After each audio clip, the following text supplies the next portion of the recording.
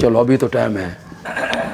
ہمارے دوست کہتے ہیں کہ ہم ان کے نام کی نظر نہیں دیتے, ہم تو ارواح دیتے ہیں. ہم جو 11ویں پکاتے ہیں تو ہم کیا دیتے ہیں؟ وہ یہ ایک بہانہ بناتے ہیں, ان کی ارواح ہے, ایصال ثواب ہے. تم ارواح کو نہیں مانتے ہو, ایصال ثواب کو نہیں مانتے ہو. ہم نے کہا بالکل ایصال ثواب بھی مانتے ہیں, ارواح بھی مانتے ہیں, لیکن ایصال ثواب ٹھیک اس دائرے میں ہونا چاہیے جو دائرہ شریعت نے کھینچ دیے. وہ دائرہ کیا ہے؟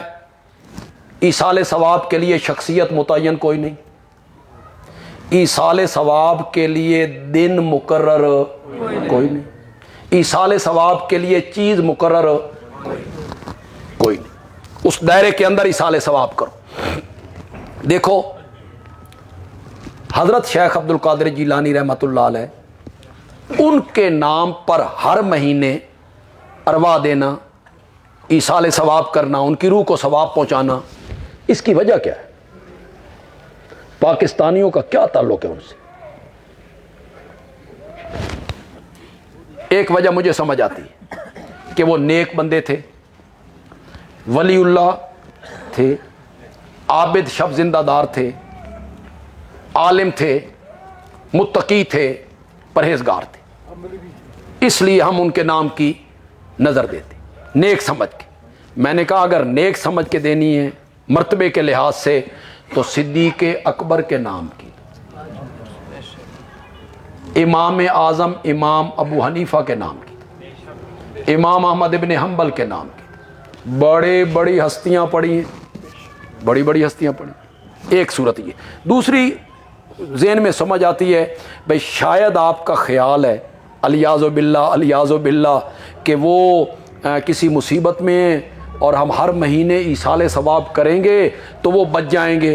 تو میرے بھائی اگر تیرا یہ نظریہ ہے تو شیخ عبد القادر جیلانی رحمۃ اللہ علیہ نے جس طرح اپنی زندگی گزاری ہے انشاءاللہ وہ جنت میں ہوں. جو قرآن نے وعدے کی, نیک بندوں کے ساتھ جو وعدے کیے, ولیوں کے ساتھ جو وعدے کیے, وہ جنت میں ہوں گے. اور تیرا ماں باپ, کوئی پتہ نہیں, تیرا دادا, ان کا پتہ ہے تجھے؟ اگر ان کو چھڑانے کے لیے دینا ہے نا تو پھر شیخ عبد القادر جیلانی کے نام کی ارواح نہیں, والدین کو ایصال ثواب کرو, ان کے نام کی ارواح دو. دیکھیں سردیاں پڑتی ہیں نا, سردیاں تو یک بستہ سردی ہے تو ایک بندے نے کمبل دینا ہے, کمبل, بھائی کسی کو میں کمبل دے دوں.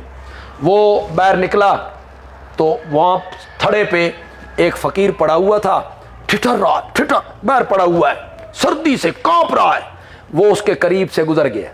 آگے جا کے اس نے دیکھا ایک کمرہ ہے, ہیٹر لگا ہوا ہے, ایک بندہ اس میں بیٹھا ہوا ہے, اس نے پہلے 2 کمبل اوپر کی ہوئی ہیں, اس 3 کمبل بھی اس نے سٹ دیتا. اس پاگل کا کوئی علاج ہے؟ اور اللہ کے بندے ضرورت جن کو ہے وہ والدین کو ہے, وہ ماں باپ کو ہے. تو آپ ایصال ثواب اگر کرتے ہیں تو شخصیت متعین کیوں؟ ایصال ثواب کرتے ہیں تو تاریخ متعین کیوں؟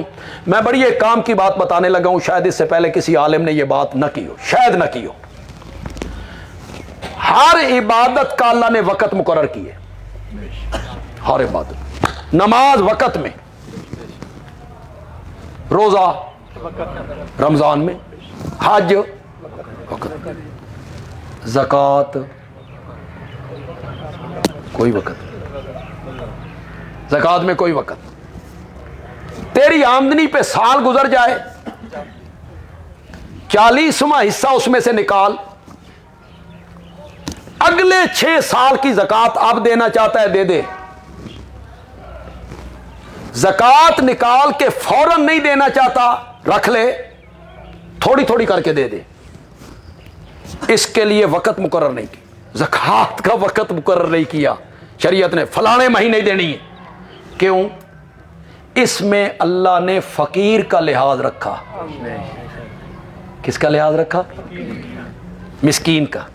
مثلا ایک بندہ غریب آ گیا ہے, اس نے کہا جی میری حاجت ہے, ضرورت ہے, تو آگے سے بندہ کہتا ہے یار ہون تے جنوری ہے, فروری ہے, تے زکات تے نکلنی ہے جون تو تو جون تک صبر کر. تو شریعت نے اس میں کوئی وقت، شریعت نے کہا دے دے، 6 سال کی پہلے دینا چاہتا ہے دے دے، اگلے سال حساب کر کے منہا کر لینا. جو شریعت فرض زکات کے لیے وقت متعین نہیں ہونے دیتی، وہ شریعت تیری ارواح کے لیے وقت کیسے مقرر ہونے دے گی کہ 11 کو دینی ہے.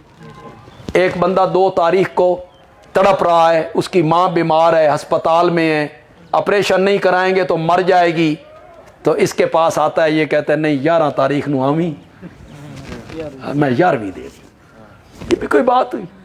اس کے لیے شریعت نے کوئی وقت، یہ سارا بہانہ ہے، ایصال ثواب ہم کرتے ہیں. تو یہ نظر و نیاز ہے، اور نظر اور نیاز مالی عبادت ہے، اور یہ مالی عبادت صرف اور صرف کس کے لیے ہے؟ ہم نے 2 دن آپس میں یہاں گزارے، میں نے بڑے اختصار کے ساتھ